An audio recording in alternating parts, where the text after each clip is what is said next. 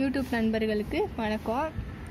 இப்போ வந்துட்டு எங்கள் வீட்டு மாடி தோட்டத்தை பார்க்கலாம். இப்போ வந்துட்டு நம்ம மாடி தோட்டத்தில் மாவு பூச்சி, அதாவது வெள்ளைப்பூச்சின்னு கூட சொல்லுவாங்க சில பேர், அந்த பூச்சி எப்படி விரட்டலான்றதை வந்து பார்க்கலாம். பாருங்கள், இது வந்துட்டு செம்பருத்தி பூச்செடியில் தான் அதிகமாகவே வரும். வெண்டைக்காய் செடி எல்லாத்துலேயுமே வரக்கூடியது.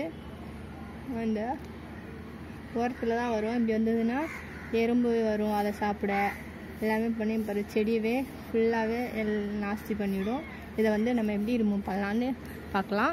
சும்மா வந்து ஒரு பழைய ப்ரெஷ்ஷு இந்த மாதிரி எடுத்துக்கோங்க, யூஸ் பண்ணாத ப்ரெஷ்ஷு எடுத்துகிட்டு நீங்கள் இப்படி பண்ணிங்கனாவே அது வந்து கீழே விழுந்துடும் ஆட்டோமேட்டிக்காக. இங்கே பாருங்கள், கீழே விழுது பாருங்கள்,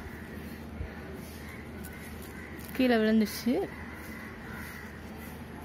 கீழே விழுந்துன்னா உங்களுக்கு வந்து திரும்ப வந்து இதில் வந்து ஏற முடியாது. அது அவ்வளோதான். அதுக்கு இப்படி நல்லா ஃப்ரெஷ் வச்சு நல்லா எடுத்துருங்க. நீங்கள் ஒவ்வொரு வாட்டிக்கும் இந்த மாதிரி மாடிக்கு வரும்போது பார்த்தீங்கன்னா உங்களுக்கு கண்ணுக்கு தென்பட்டுன்னா இந்த மாதிரி எடுத்துகிட்டே இருந்தீங்கன்னா உங்களுக்கு வந்து உங்கள் செடியில் மாவு பூச்சிலாம் அவ்வளோவா வராது.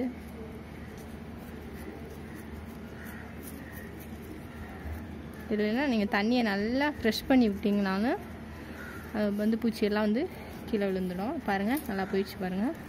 எதுவுமே இல்லை, எறும்பு எல்லாமே கீழே வந்துடுச்சு.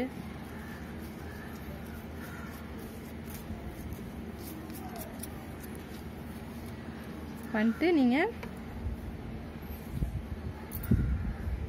பாருங்கள், இது வந்து அரை லிட்டர் தண்ணியில் வந்து ஒரு ஸ்பூன் நீம் ஆயில், அதாவது வேப்பெண்ணையும் கொஞ்சோல சோப்பும் சேர்த்து நான் வந்து கரைச்சி வச்சுருக்கேன். துணி சோப்பு கரைச்சி வச்சுருக்கேன் பாருங்கள்.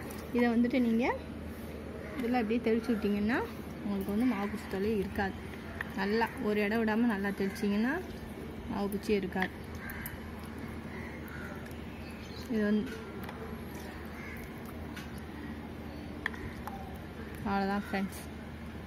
பாருங்கள், சுத்தமாக போயிடுச்சு. இந்த வீடியோ உங்களுக்கு பிடிச்சிருந்ததுன்னா லைக் பண்ணுங்கள், ஷேர் பண்ணுங்கள், கமெண்ட் பண்ணுங்கள். Thank you friends.